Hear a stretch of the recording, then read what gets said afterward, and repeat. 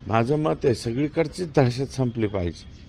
परळीत असेल, आणखी कुठं असेल, आणखी कुठं असेल, परंतु तिथं कायद्याचं राज्यच राहिलं नव्हतं.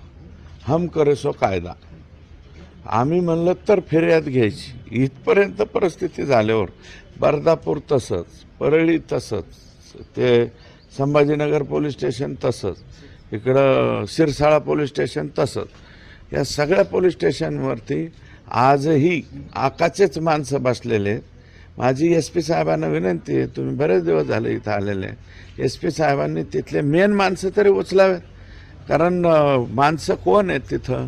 सचिन सानप, करुणा मुंडे काय काय म्हणून आल्या होत्या इथं? फक्त आणि फक्त यायचं, मी येणार, परळीला येणार, प्रेस घेणार. अरे बाबा, येऊन द्यायचं गावात, प्रेस घेऊन द्यायची.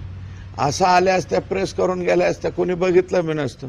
यांनीच त्याचा एवढा भाव केला आणि ते वैद्यनाथाच्या दर्शनाहून जाऊन आल्या. वैद्यनाथाच्या दर्शनाहून जाऊन आल्याच्या नंतर उघडपणे दिसते त्यांची गाडी जी ओपन केली, त्याच्यात बुरखाधारी एक व्यक्ती पिस्तूल टाकते. ते व्हिडिओ मी आत्ता बी पाहिला, तुम्ही बी रिपीट करून दाखवा. ते काय बाई माणूस आहे का? सरळ सरळ गडे माणूस आहे. तो कोण आहे माणूस?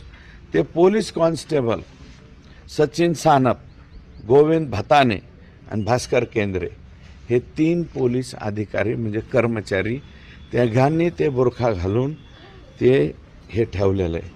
माझं म्हणणं आहे की मी हे स्टेटमेंट केल्याच्यानंतर आणि आज लेखी पत्र देतो आहे ह्या बाबतीमध्ये, याची चौकशी झाली पाहिजे.